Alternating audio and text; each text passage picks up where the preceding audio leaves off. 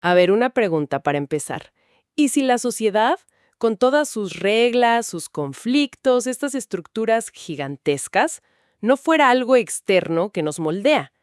¿Qué tal si en realidad es, pues, un espejo enorme que nada más refleja la psicología de cada uno de nosotros? Esa es la idea central y la verdad bastante radical de un texto que tenemos hoy sobre la mesa. Se llama La sociedad como cuerpo del ventríloco. Nuestra misión en esta exploración es desmenuzar esta propuesta porque si es cierta, híjole, le da la vuelta por completo a cómo entendemos el mundo. Totalmente, porque la premisa del texto es que vivimos bajo una ilusión muy arraigada. La idea de que la sociedad es una entidad separada, algo que está allá afuera y con lo que interactuamos. Y lo que este análisis propone es invertir eso, de forma radical. Sostiene que lo que llamamos mundo no es más que nuestra propia estructura interna, pero amplificada a escala planetaria. Es una afirmación potentísima. O sea, no existe tal cosa como un afuera psicológico. A ver, vamos a entrarle a esto con calma porque suena denso, pero el texto lo explica con unas analogías que, bueno, son muy claras. La primera idea fuerte es que cada institución humana, sin excepción, es el reflejo de un mecanismo interno. Exacto. Por ejemplo, esa tendencia que tenemos de repetir hábitos, creencias, sin cuestionarlas, a nivel individual. Bueno, pues magnificas eso por millones de personas, y lo que obtienes es lo que llamamos tradición colectiva. ¡Claro! O piensa en la ansiedad interna, esa preocupación constante por el futuro, por el ¿y si no me alcanza? ¿Y si lo pierdo todo? Espera, detente ahí, porque el texto dice algo sobre eso que me dejó pensando días. Afirma que esa ansiedad se materializa en una economía basada en la escasez, en la deuda, en el pánico. Y lanza esta frase: el mercado es la ansiedad hecha infraestructura. Eso es muy fuerte. Sí, lo es. O sea, ¿a qué se refiere? Sugiere que si fuéramos una sociedad menos ansiosa, nuestro sistema económico sería otro. ¿Cómo se vería? Es una pregunta excelente, y es el núcleo del argumento. El texto diría que sí, totalmente. Piensen cómo funciona todo. El mercado de valores sube y baja por pánico y euforia, no por lógica pura. El sistema de crédito se basa en la promesa de un futuro que no existe, y eso genera una ansiedad constante por pagar. Los seguros son, literalmente, la comercialización del miedo a lo que podría pasar. Claro. Si esa ansiedad de fondo desapareciera, la necesidad de acumular sin fin, de especular, perdería su motor. Quizá tendríamos una economía de suficiencia, no de crecimiento infinito. El motor es emocional, ya veo. Y el texto sigue.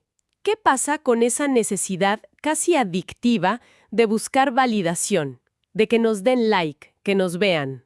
Pues eso, proyectado a gran escala, se convierte en la industria de la atención. Las redes sociales, la cultura de las celebridades, el marketing.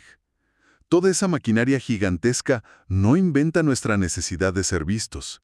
Simplemente la explota, la monetiza. ¿Y el miedo a desaparecer? Yendo más profundo, sí. El miedo más básico del yo, el terror a no ser nada.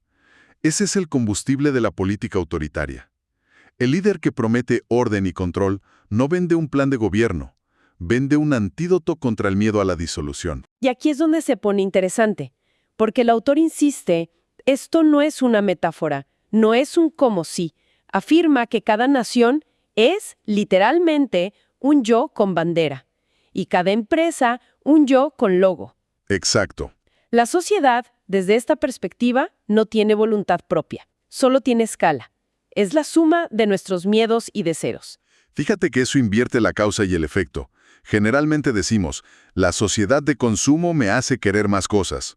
El texto diría, no, el deseo insaciable del yo no observado construye una sociedad de consumo a su imagen y semejanza.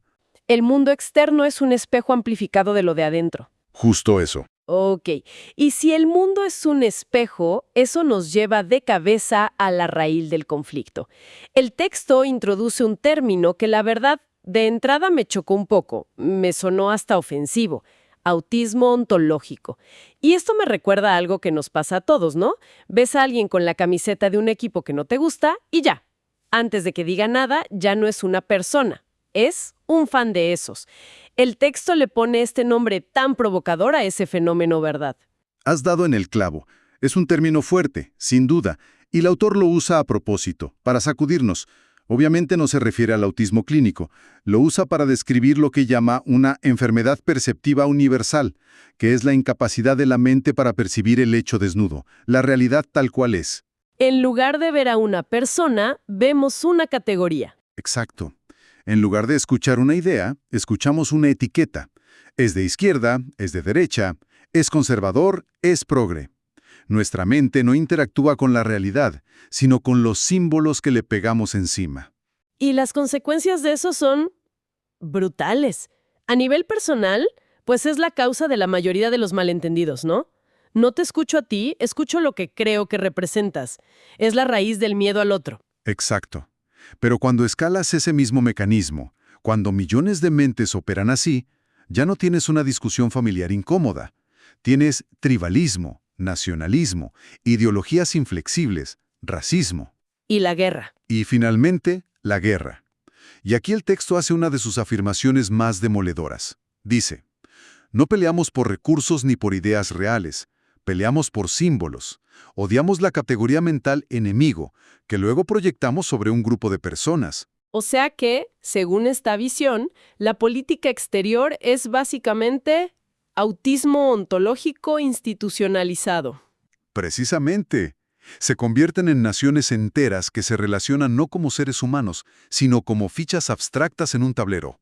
No se dialoga con una persona, se dialoga con el americano, el ruso, el chino. Son fantasmas conceptuales. El problema no es la escasez de recursos. Es la abundancia de símbolos que nos ciegan. Híjole. A ver, si esto es así, si estamos tan cegados por nuestros propios símbolos, ¿por qué los patrones se repiten una y otra vez? Y aquí el texto presenta otra analogía muy poderosa, el individuo como un bot orgánico. Pero, sinceramente, esta idea me suena un poco fatalista. ¿De verdad el texto sugiere que no tenemos libre albedrío, que solo somos algoritmos con patas? Es una objeción muy válida. Y es importante aclararlo. El texto no argumenta que seamos robots sin capacidad de elección. Se refiere a nuestro funcionamiento por defecto, al modo en que operamos el 99% del tiempo sin darnos cuenta. Ah, ok. El bot orgánico es el que cree que elige libremente su enojo en el tráfico, cuando en realidad ejecuta un programa aprendido desde la infancia. Cree que tiene una opinión política original cuando solo repite un paquete de ideas que le fue entregado. Ya veo, es sobre el piloto automático. Y el texto traza un paralelo muy claro entre el individuo y la sociedad. Exactamente. A nivel individual, el bot cree que piensa pero solo rumia. Cree que decide pero repite patrones. Cree que es libre pero está condicionado. ¿Y la sociedad? Y la sociedad cree que progresa pero gira en círculos históricos. Imperios que nacen y caen. Revoluciones que terminan en tiranías. Cree que es racional, pero sus decisiones colectivas, guerras, crisis financieras, son en el fondo profundamente emocionales, infantiles. Ok, si el software base, la mente individual, está bugueado, por así decirlo, ¿qué implica eso para nuestros intentos de arreglar los programas que corren encima? Pues implica que están condenados a repetir el mismo error. Por eso el texto concluye que el patrón universal de colapso es psicológico, no histórico. La historia no se repite por razones económicas o geopolíticas. Se repite porque la mente individual, el software base, no se actualiza. Seguimos corriendo el mismo programa de miedo al otro desde hace miles de años. Son la manifestación de sus impulsos más básicos. Sí. Hablemos de la economía.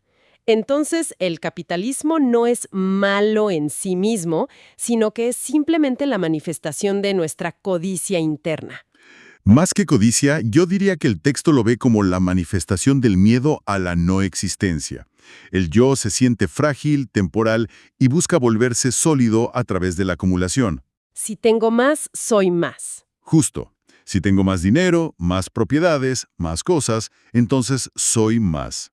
El capitalismo no inventa este impulso, solo le da las herramientas para hacerlo a escala global y lo llama progreso. Y con la política pasa algo similar. El político autoritario es entonces un vendedor de seguridad emocional. Totalmente. Vende certeza en un mundo que es fundamentalmente incierto.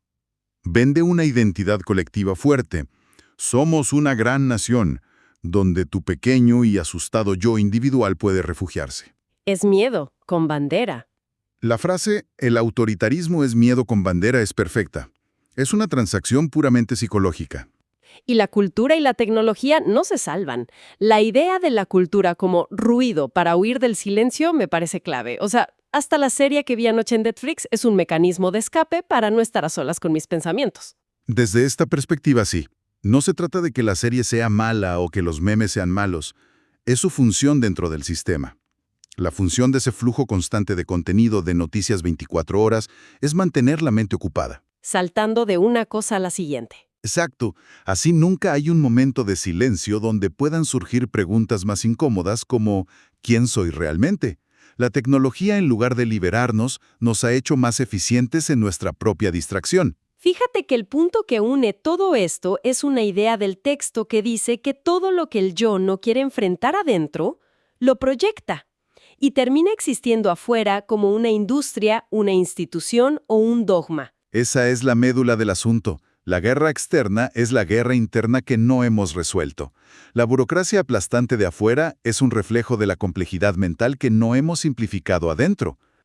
La contaminación ambiental. Es el desorden interno no limpiado proyectado al planeta. No hay separación. Bueno, si todo lo que hemos hablado es cierto, si somos bots y nuestros sistemas son solo reflejos, entonces ¿de qué sirve marchar, protestar, votar, intentar cambiar las leyes?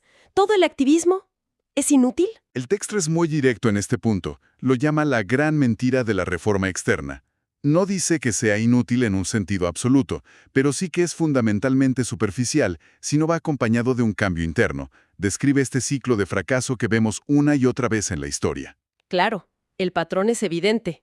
Cambias el sistema político, pero surge el mismo conflicto de poder con otro nombre. Cambias a los líderes, pero la violencia y la corrupción siguen ahí con otras caras. Exacto. Cambias la ideología dominante, pero la inseguridad y el miedo de la gente permanecen intactos. Es como cambiar al director de una empresa con una cultura tóxica. Si no cambias la cultura, el nuevo director terminará actuando igual o el sistema lo expulsa. Es la analogía perfecta. El diagnóstico del autor es implacable. Intentar arreglar el mundo sin arreglar la mente es como intentar reparar una computadora moviendo los iconos del escritorio cuando el virus está en el sistema operativo. Es un placebo. La reforma externa es un placebo. Nos da la sensación de que hacemos algo útil, pero nos evita hacer el único trabajo que, según el texto, realmente importa, el trabajo interno. Lo cual nos lleva a la conclusión que es la idea más potente y, en cierto modo, liberadora. El mundo no es el problema, es el diagnóstico, es el espejo. La política no está rota, refleja nuestro miedo. La economía no es injusta, refleja nuestra ansiedad. La cultura no está vacía, refleja nuestra incapacidad para estar en silencio. El caos que vemos afuera es el reflejo de una mente no observada. Exacto. Y fíjate que justo ahí, cuando todo parece un callejón sin salida, el texto abre una puerta inesperada. Si la reforma externa masiva es una ilusión, ¿dónde está la verdadera transformación? Y aquí nos deja con una idea que la verdad te vuela la cabeza. A ver. Dice que la transformación real no es masiva, no es de millones de personas marchando, es individual, silenciosa y casi invisible. ¿A qué se refiere con eso? Se refiere a que el sistema entero, toda esta maquinaria de proyección, se sostiene en la participación inconsciente de cada individuo. El sistema funciona porque cada uno de nosotros actúa como una célula obediente, como un bot orgánico. Claro. Pero ¿qué pasa si una de esas células, una sola persona, deja de jugar el juego? ¿Qué pasa si alguien, en lugar de reaccionar y proyectar, simplemente observa? El sistema pierde una de sus neuronas. Exacto. Cuando un individuo deja de interpretar todo a través de sus categorías y ve la realidad desnuda, el sistema pierde una pieza. La revolución que propone el texto no necesita multitudes. Solo necesita que un individuo vea el mecanismo en sí mismo. O sea que la acción más radical es la no acción, la observación. En cierto modo sí. Y esto nos deja con una pregunta final, que ya no es para el análisis, sino para quien nos escucha. Si todo esto tiene algo de verdad, la pregunta fundamental cambia. Ya no es ¿cómo podemos cambiar el mundo? La pregunta se vuelve mucho más personal e íntima. ¿Qué pasaría si, en lugar de intentar cambiar el mundo, el único foco fuera simplemente dejar de ser hablado por él?